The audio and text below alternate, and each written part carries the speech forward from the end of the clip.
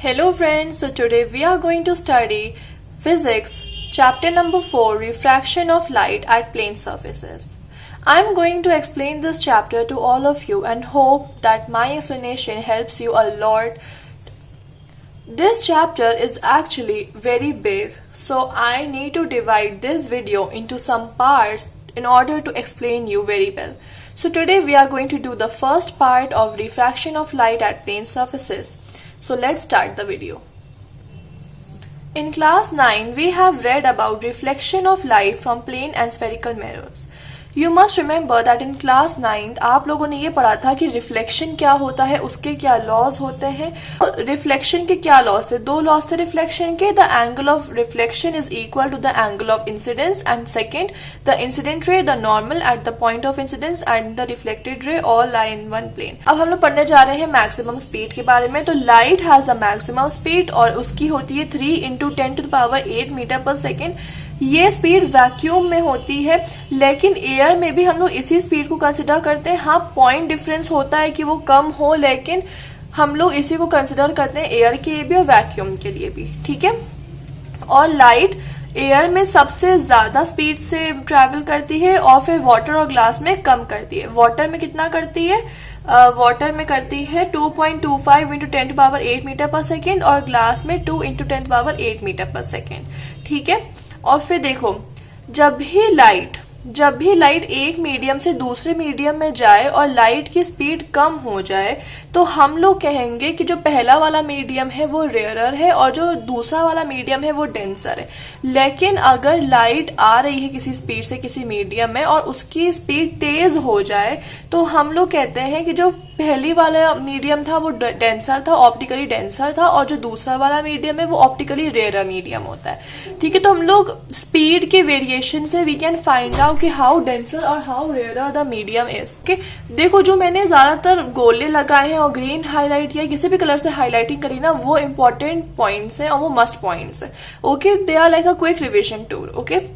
So refraction of light. अब देखो, किसी भी सरफेस में जब रिफ्रैक्शन होता है तो वहां पे पार्शियल रिफ्लेक्शन भी होता है, रिफ्लेक्शन भी होता है, रिफ्रैक्शन भी होता है. जैसे मान लो 100% इंटेंसिटी से कोई लाइट आ रही है तो मान लो 30% उसकी रिफ्लेक्ट हो गई और बाकी 70% तुम्हारी रिफ्रैक्ट हो गई, है ना. तो light suffers partial reflection and partial refraction.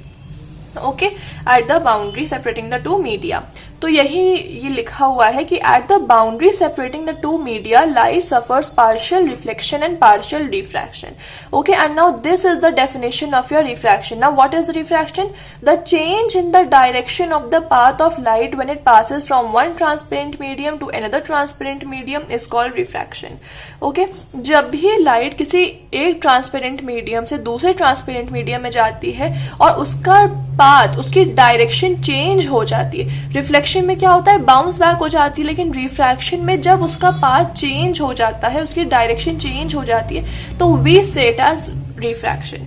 And it's a important point कि वो ट्रांसपेरेंट मीडियम्स में होती है, ओपेक मीडियम्स या ट्रांसलूसेंट में नहीं होती, क्योंकि यहाँ पे मेंशन है. देखो, ट्रांसपेरेंट. ओके. और refraction is essentially a surface phenomena. Why? Because it is taking place at the surface. Okay. ठीक है. अब देखो, अब ये वाला पार्ट, द इंटेंसिटी और the amplitude of the refracted light will be less than that of incident light because a part of the incident light intensity has been lost by reflection. है ना. कि देखो, अगर लाइट जो है, जैसे कि मैं बता रही हूं आपको, जैसे मानो ये आपकी बाउंड्री है और and this is a normal. Okay. तो जब ये इंसिडेंट लाइट रे आ रही होती है, इंसिडेंट लाइट रे आ रही है, तो दे मीन टू से कि वो जब रिफ्रैक्ट होती है तो अगर ये 100% इंटेंसिटी से आ रही है तो मान लो ये 30% है. क्यों ऐसा है? मतलब इंटेंसिटी कम क्यों हो जा रही है? बिकॉज कुछ पार्ट उस लाइट रे का, इंसिडेंट लाइट रे का रिफ्लेक्ट भी होता है. मैंने बताया था ना, partial reflection and partial refraction. तो कुछ पार्ट रिफ्लेक्ट भी हो रहा है. अगर यहाँ पे 30% आ रही है तो यहाँ पे 70% हो गई, है ना. तो ऐसे ये होता है. Hope this is clear, this point is clear. Okay. तो I hope this point is clear और यहाँ तक पूरा आपको क्लियर होगा. मैंने बहुत अच्छे तरीके से आपको समझा दिया है. अब देखो नेक्स्ट यहाँ पे ये कुछ पॉइंट्स आते हैं, इनका मैं आपको मतलब समझा दे रही हूँ कि ये कह क्या रहे हैं एक्चुअली। ठीक है, ये देखो, ये डायग्राम देखिए आप। हाँ, आई होप क्लियर है। एक्चुअली मैं ट्राइपॉड में रखी हुई हूँ ना, तो थोड़ा सा उसको डिफिकल्टी हो रही है मुझे एडजस्ट करने में। हाँ ठीक है, इतना ही क्लियर है। अब देखो, जब भी कोई ray of light rarer medium से, देखो ये रेयरर मीडियम है, medium one is a rarer medium, जब भी कोई incident ray light rarer medium से डेंसर मीडियम में जा रही है, मतलब एक ऑप्टिकली रेयरर मीडियम से डेंसर मीडियम में आ रही है, तो उसकी स्पीड कम हो जाएगी, है ना, उसकी स्पीड कम हो जाएगी। और जब उसकी स्पीड कम हो जाएगी तो it will bend towards the normal. देखो ये ब्लू कलर की आपकी रिफ्रैक्टेड रे है और ये नॉर्मल है, तो देखो ये नॉर्मल की तरफ झुक गई।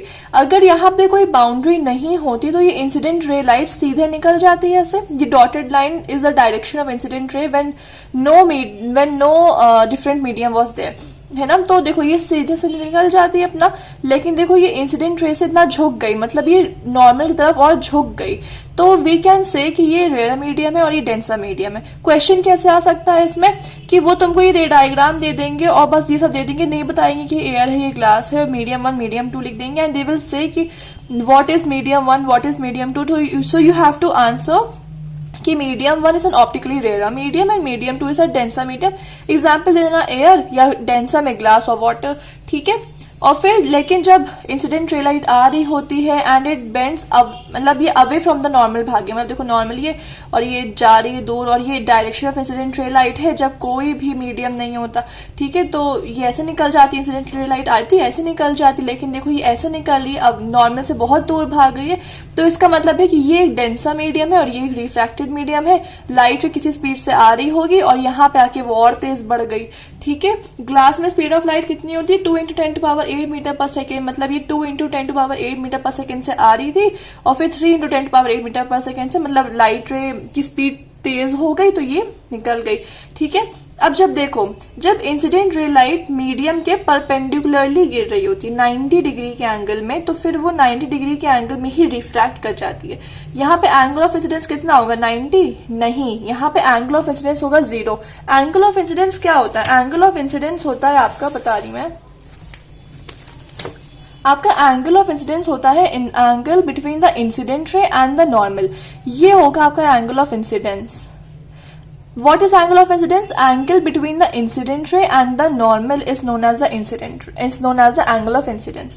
Reflected angle of reflection, जो reflected ray के साथ, तो ये हो जाएगा आपका angle of reflection, और angle of reflection, और ये जैसे आपका नॉर्मल के साथ जो रिफ्रैक्टेड रे बना रही है इसको कहेंगे हम लोग एंगल ऑफ रिफ्रैक्शन। अब देखो यही नॉर्मल है, यही इंसिडेंट है, कोई एंगल बन ही नहीं रहा है, इंसिडेंट रे समझ में नहीं आ रही है, नॉर्मल पता ही नहीं चल रही है, तो क्या है यहाँ पे एंगल ऑफ इंसिडेंस 0, तो एंगल ऑफ रिफ्रैक्शन कितना हो गया 0, ठीक है। तो जब इंसिडेंट होगा तो देखो ये एरो गया डाउनवर्ड्स और ये चला गया अपना, ठीक है, ऐसे निकल गया। लेकिन जो मैंने एक छोटा सा ये एरो आप देख रहे होंगे ना, इसमें जरा मैं बताती हूँ, देखो ये छोटा सा ये एरो मैंने बनाया हुआ है, ये रिफ्लेक्टेड रे का एरो है। पार्शियल रिफ्लेक्शन इन्होंने दिखाया नहीं था इस डायग्राम में, तो मैंने दिखा दिया था अपने आप से, ठीक है।